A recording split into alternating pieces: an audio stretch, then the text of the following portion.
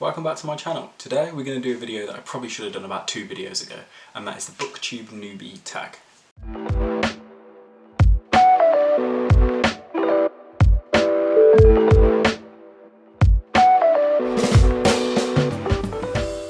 Now for this tag I've got 10 questions on my phone, and they're 10 questions generically about what it's like starting up a channel for BookTube and what are my intentions behind it. So starting with question 1. Why did you start this channel? The reason I started this channel was mainly because we were in quarantine and I have nothing else to do at all.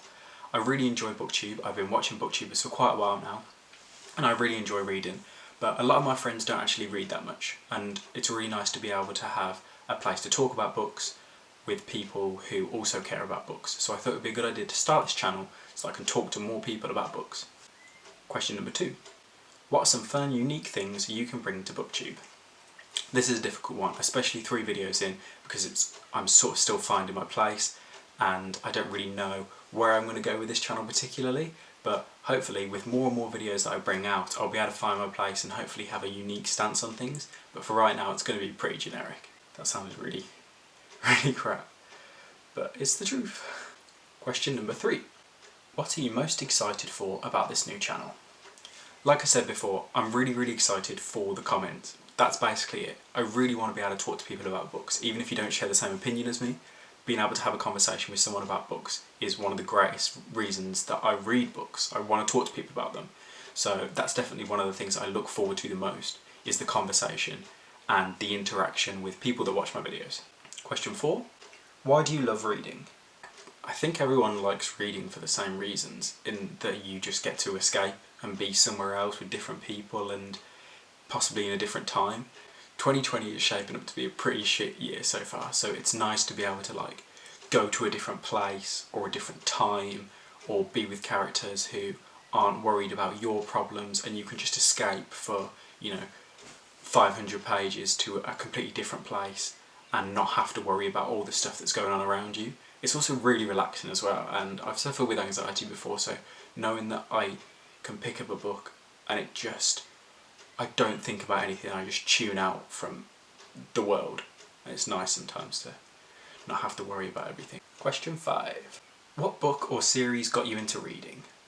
Oh shit, I should have brought the book with me.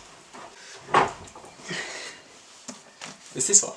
I honestly didn't start reading that long ago compared to a lot of other booktubers who seem to have been reading since they were like teenagers. I only really started reading in about 2018 when I went into WH Smith and I picked up this book, The 7 Deaths of Evelyn Hardcastle, and I didn't really expect myself to read this because I wasn't a reader, and it's quite a chunky book for me, and I thought it looked really nice on the cover, so I just sort of bought it, and then I ended up reading it second year of uni and I absolutely fell in love with it, and I knew that I needed to read more because I thought, I'm clearly missing out on something here. This book was amazing.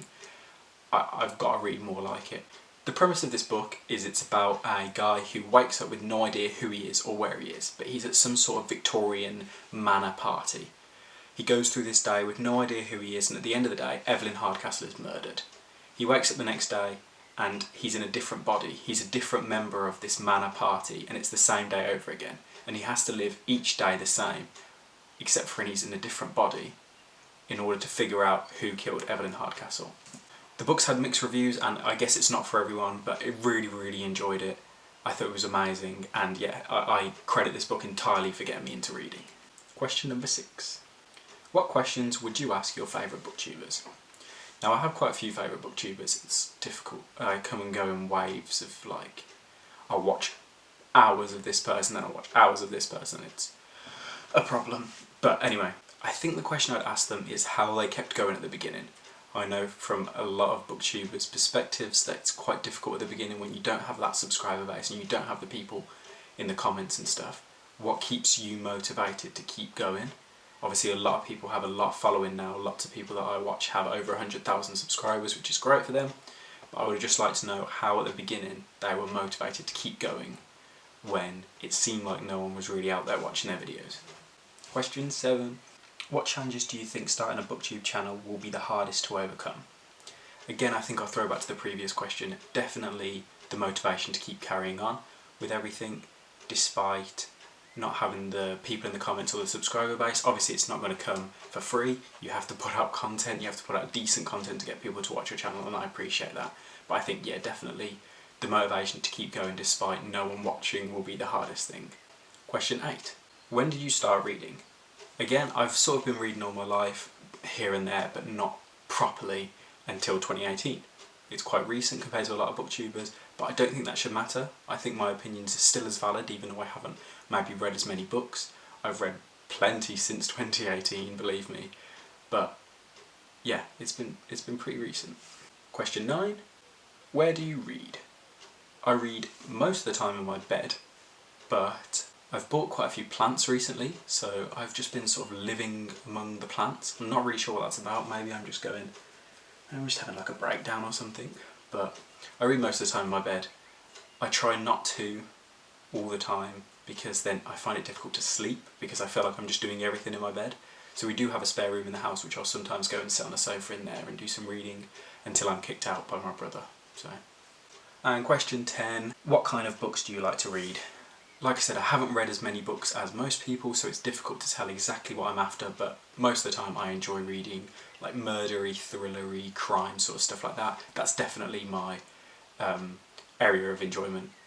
But I enjoy loads of other stuff, YA, fantasy, maybe not too high fantasy because that seems to confuse me quite a bit. I do enjoy some classics, but others I'm a bit like, ooh. But I guess I'm still finding my footing really. I don't 100% know, so any recommendations I'll be very, very grateful for. And that's it. That's all 10 questions. Thank you very much for watching. I don't know how long this has taken, whether this video I'm just going to have like flown through all the questions, or if I'm going to have talked for like an obscene amount of time.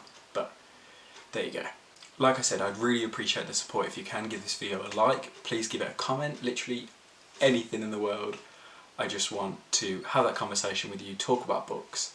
If you disagree with the points I've made, fair play, go for it. Tell me that, I don't care. I just want to have that conversation and give me some book recommendations. Let me know what you think. Like I said, it's one of my favourite books. I don't know if I'd say it's my favourite, but it holds a place in my heart for what it's done for me in getting me into reading. If you can recommend any other books like this, I'd really appreciate that. But if not, any other recommendations, I'll be just as glad to receive. So thank you very much, and I will see you in the next video.